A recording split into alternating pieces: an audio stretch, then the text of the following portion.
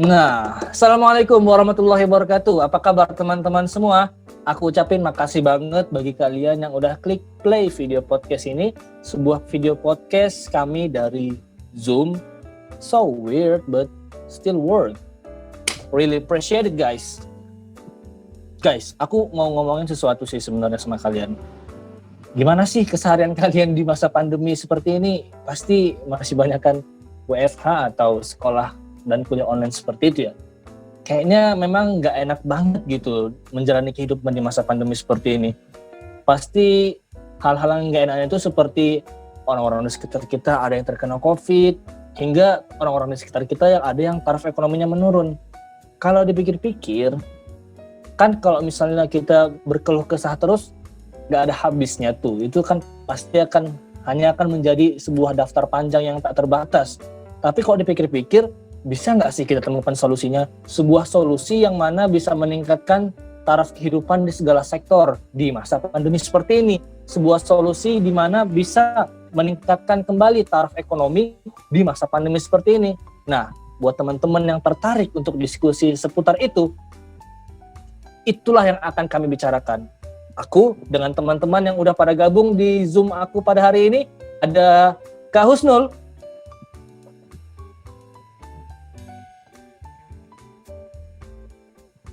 Halo Kak Husnul. Hai. Ya, dan juga ada Indah. Halo Indah, mic-nya masih mute. Halo. Iya. Jadi sedikit cerita aja guys. Sedikit cerita aja nih, Kak Husnul ini teman satu kampus sama aku di Teknik Kimia Universitas Sumatera Utara. Kami sama-sama dari Universitas Sumatera Utara, dan juga Indah tetangga sebelahnya dari Teknik Lingkungan. Dan perkenalkan, nama aku sendiri adalah LD. Dan kali ini kita mau bincang-bincang apa. Tapi sebelum itu aku mau nanya dulu kabar ke kalian. Gimana nih guys? How's life so far? Ya, so far so good. Indah gimana? Kabar baik ya, walaupun nggak dengan keadaan yang kita inginkan. Oh iya, tidak dengan keadaan yang kita inginkan. Jadi gimana nih teman-teman? Udah bisa beradaptasi belum dengan keadaan normal seperti ini? Ya, gimana ya? Selalu berusaha untuk tetap produktif setiap harinya, supaya tetap pede lah menjalani hari-hari, nggak bisa santai-santai aja. Jadi mesti bangkit dong dengan kondisi di era new normal seperti ini. Apa sih tantangan terberatnya menjalani hidup kayak gini nih? Diskusi mendalam tentang hal terkait kuliah dan hal lainnya dengan temen itu nggak seleluasa sebelum pandemi dan sebelum new normal ini sih. Tapi masih bisa online begitu kan untuk diskusi seperti itu? Ya bisa, tapi kan vibes-nya tuh pasti beda. Kayak masalah device, terus juga koneksi, jaringan. Ya kita bisa ngerasain sendiri lah gimana bedanya. Ya. Tapi kan kalau ketemu langsung juga udah boleh sekarang kan? Tentu, dan juga masih dengan protokol kesehatan pastinya. Masker, hand sanitizer. Nah, benar tuh. Oh ya, by the way, gimana sih dengan teman-teman kita yang udah di kampung halaman ya? Ya juga tuh, kayaknya teman-teman di kampung halaman tuh yang kayaknya memang harus online aja sekarang ketemuannya, nggak bisa secara langsung. Ngomong-ngomong soal temen nih, aku baru aja dapat kabar yang kurang mengenakan sih dari temanku. Jadi beberapa waktu yang lalu itu temanku ini mendapat sebuah kabar yang bisa jadi bad luck lah untuk dia, karena dia menjadi salah satu orang yang dirumahkan begitu. Karena dia ini kan bekerja sebagai petugas keamanan, lalu atasannya mengatakan bahwa ya kamu dirumahkan. Maksudnya kena COVID gitu ya? Bukan. Atau di PHK gitu? PHK, nggak tahu sih. Kalau kata atasannya, dia tidak dipecat atau tidak putus hubungan kerja begitu, tapi hanya dirumahkan karena alasannya pemotongan anggaran gaji petugas keamanan seperti itu. Jadi ya harus ada yang dikorbankan begitu. Too bad for him. Jadi dia gimana dong sekarang? Ya, dia beneran di rumah sekarang. Ini kayak semua bener-bener mengalami kerugian ya semenjak pandemi. Tetangga aku juga yang mata pencahariannya sebagai pedagang di sekolah, ya udah berbulan-bulan nggak ada aktivitas berdagang lagi. Iya kan? Jadi sebenarnya dalam konteks permasalahan seperti ini tuh siapa sih yang paling bertanggung jawab gitu? Apakah bukannya pemerintah begitu? Aku pikir sih bukan tentang siapa yang paling bertanggung jawab, tapi ini lebih ke bagaimana kita bisa menerima situasi seperti ini dan bisa memecahkan masalah yang ada. Yang mana yang kita butuhkan pasti adalah solusi begitu. That's right, betul banget. Tapi apa solusinya begitu? Karena dari pemerintah sendiri juga yang kita paling sering lihat di media-media TV nasional itu ya jaga protokol kesehatan, social physical distancing. Di mana solusinya begitu? I mean, orang-orang nggak semuanya bisa bertahan dengan keadaan seperti itu dan nggak semuanya punya privilege untuk bisa bertahan selama itu begitu. Ya, well, it was just the best one. Iya sih, tapi rasanya ya sulit banget loh untuk lepas dari fase yang satu ini. Kayak yang kita lihat ya, PSBB yang paling sehari 2 hari, habis itu semua nampak normal dan nggak tahu kenapa berita di media sosial itu selalu aja menunjukkan angka kenaikan dari angka kasus terkena COVID-19. Tapi gara-gara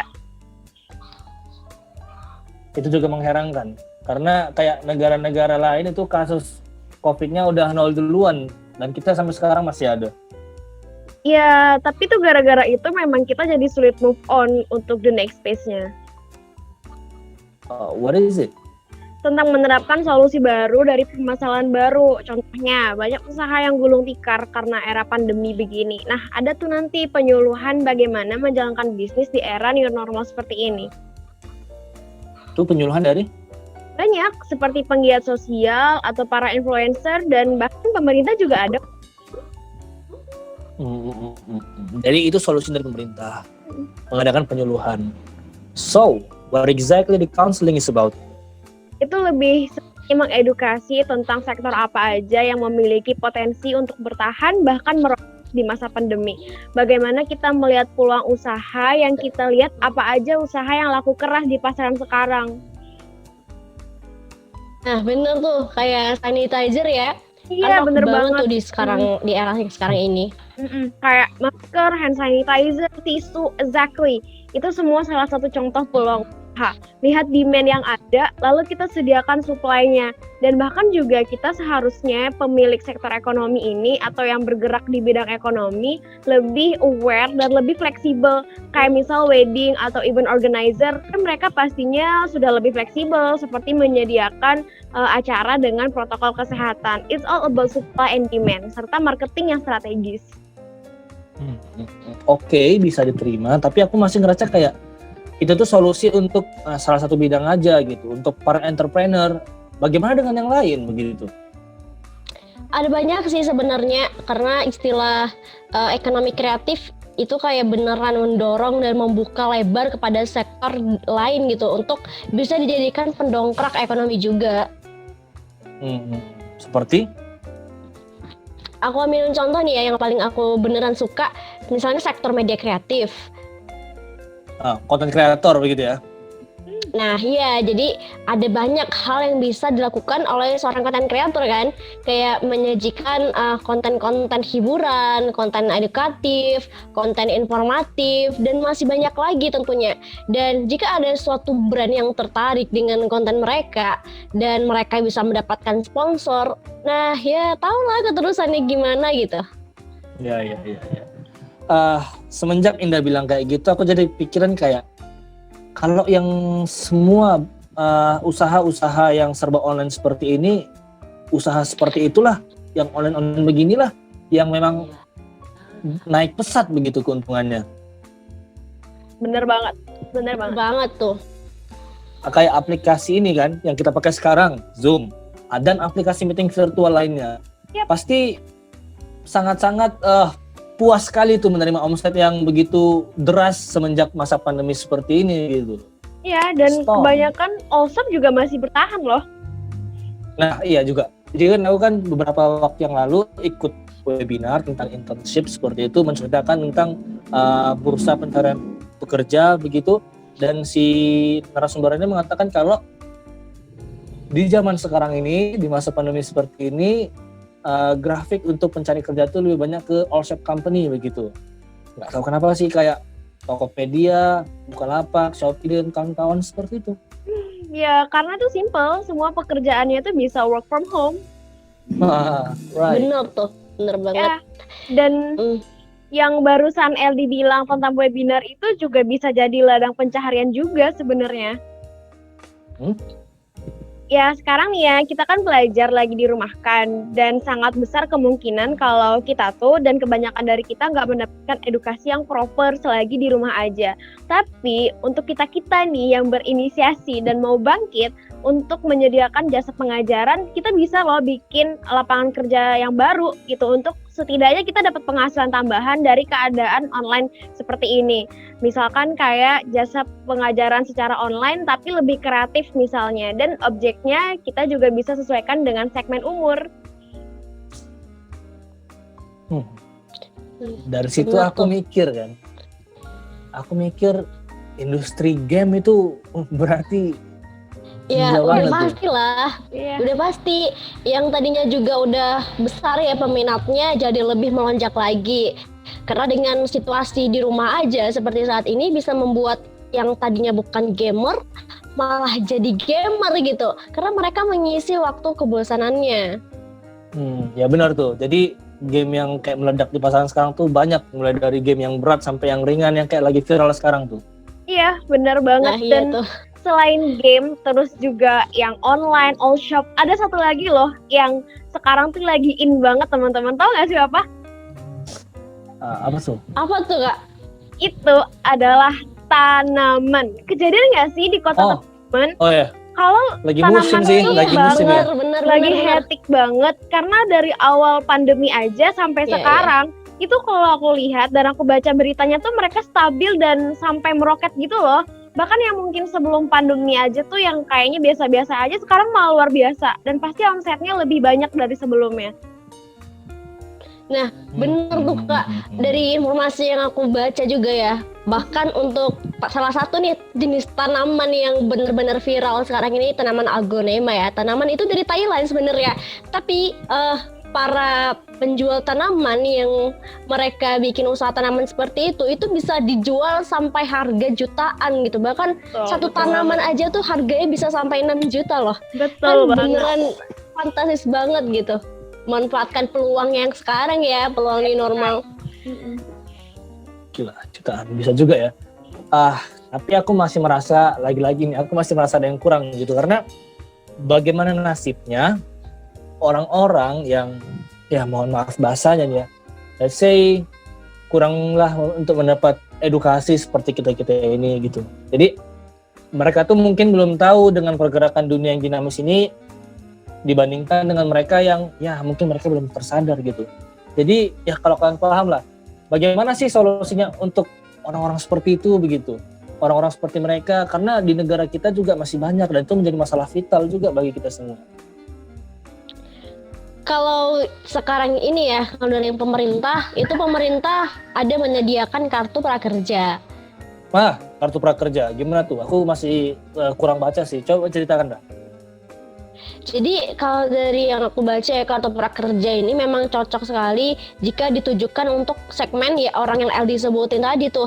Karena tujuannya juga menyiapkan orang-orang yang masih belum dapat pekerjaan untuk memiliki keterampilan yang dibutuhkan di era sekarang. Jadi itu memang ditujukan kepada orang-orang yang kurang mampu begitu ya? Ya, seharusnya begitu memang. Ya, tapi dalam pelaksanaannya tuh selalu aja ada impuritisnya. Maksudnya gimana tuh? Ya, kayak selalu ada aja gitu yang bukan termasuk orang yang membutuhkan, tapi ikutan nimbrung dan justru mengambil hak orang yang lebih membutuhkan. Oke.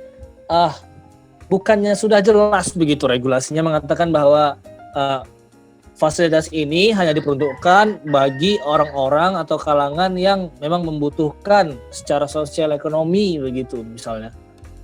Well, iya, tapi seperti yang kita ketahui dong, kalau manipulasi data itu bukan hal yang sulit dan itu juga nggak asing di telinga kita kan. Dan nggak ada data yang bisa benar-benar menjadi deskripsi keadaan sosial ekonomi seseorang. Jadinya begitu apply ke atas malah kayak adu nasib dan besar kemungkinan tidak tepat sasaran nantinya. Karena kalau menurut aku kartu prakerja tuh ya enak dan gampang banget, cuman ikut pelatihan online terus dapat uang deh 600.000 per bulan. Wow. Nah, sebenarnya sayang banget sih ya kalau jadinya kartu prakerja ini ditujukan jadi nggak tepat sasaran gitu istilahnya. Kayaknya emang harus kita sendiri gitu yang sebagai rakyat ya, kita sadar kita ini sebenarnya ada di posisi yang mana gitu.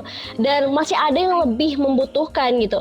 Kayak kita sebenarnya mampu untuk memberi, tapi kenapa sih terus memaksa bahwa kita harus terus-terusan menerima istilahnya. Seakan-akan nggak boleh ketinggalan gitu. Kan sayang banget gitu sih. Oh iya, quote of the day itu.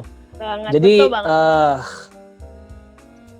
semua perbincangan kita di belakang tadi membuat aku berpikir kayak ternyata mau nggak mau, siap nggak siap, dunia itu akan terus berjalan dan maju seiring waktu gitu. Jadi kalau misalnya kita tidak bisa mengikuti dan beradaptasi, maka kita yang akan tergilas gitu. That's right. Nah, bener banget itu, bener.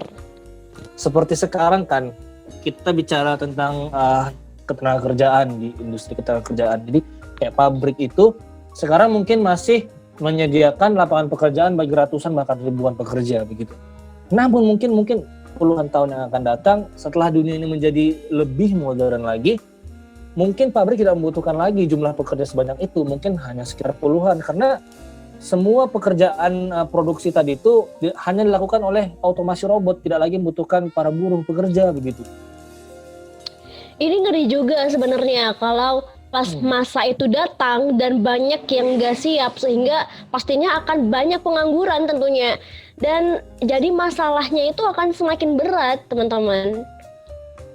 Nah, inilah mengapa pendidikan itu semua brainstorming ini seharusnya membuat kita bersyukur dengan pendidikan yang kita milikin, dengan bangkit memaksimalkan bahkan ke tahap selanjutnya dan membuat perubahan.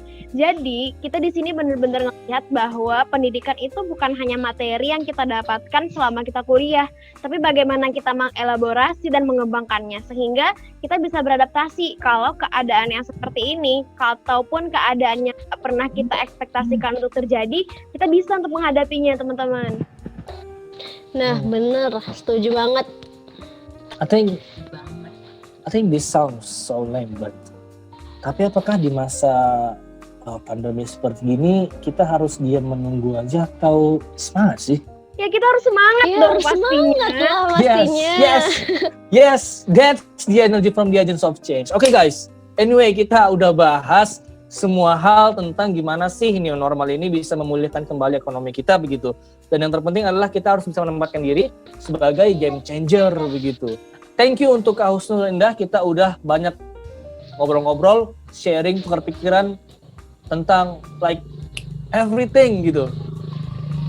Sama-sama Eldi. My pleasure, Ya. Eldi. Ya, any last words mungkin dari Kak Indah dulu? Ya, kalau dari aku sendiri nih ya, sekaligus pesan juga untuk teman-teman semua yang mendengarkan bahwa yuk kita sama-sama menjadikan new normal ini sebagai kekuatan dan peluang untuk memulihkan ekonomi di masa pandemi. Seperti yang udah kita bahas tadi, contohnya era new normal, ekonomi kreatif ini sangat didorong untuk bangkit kembali teman-teman. Jadi di sini kita dituntut untuk bisa membaca peluang yang ada dari segala sektor. Misalnya nih kita suka kerajinan, kita suka fotografi, suka desain, game, terus suka broadcasting, video gitu. Ya kita tinggal memaksimalkan teknologi komunikasi dan informasi yang ada saat ini. Begitu. Oke, dari Kak Husnul? Aku sepakat sih. prospek paling indah. Mungkin juga untuk kita semua bahwa nggak kita pungkiri kalau kita itu mengalami penurunan di bidang apapun, nggak terkecuali di bidang ekonomi atas pandemi ini. Tapi gimana kita caranya biar tidak kagetan dan kita itu bisa beradaptasi dengan keadaan yang ada. Bisa kita lihat kan kayak ibu yang ini gitu. Dia kalau misalkan nggak beradaptasi dan dia nggak bangkit, pasti dia nggak akan jualan. Tapi dia bisa beradaptasi di era new normal ini dengan pakai protokol keamanan, tapi dia juga bisa berjualan gitu teman-teman. Jadi kita harus bangkit dan jangan mau terlena oleh kondisi dan keadaan. Seperti itu. Setuju banget. Ya.